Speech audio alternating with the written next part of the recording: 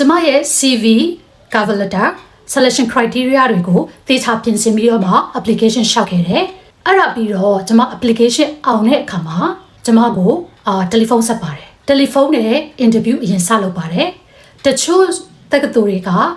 ဒီလူတွေ့ interview မလုပ်ခင်မှာတယ်လီဖုန်း interview ကိုလုပ်ပါတယ်တချို့တွေကကြတော့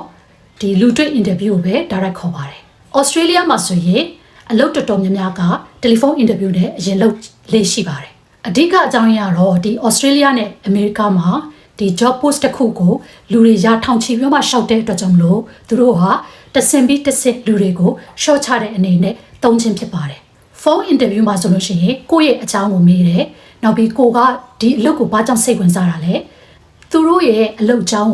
ကိုဘယ်လောက်သိလဲဆိုတဲ့ဟာတွေကိုမေးလို့ရှိပါတယ် phone interview မှာကိုယ့်ကိုကြိုက်သွားပြီဆိုလို့ရှိရင်လူတွေ့ interview ကိုဆက်ပြီးတော့မှခေါ်ပါတယ်ကျွန်မ phone interview လုပ်ပြီးတဲ့အခါမှာကျွန်မ phone interview အောင်သွားခဲ့တယ်အဲ့ဒါပြီးတော့ကျွန်မကိုလူတွေ့ interview ခေါ်တယ်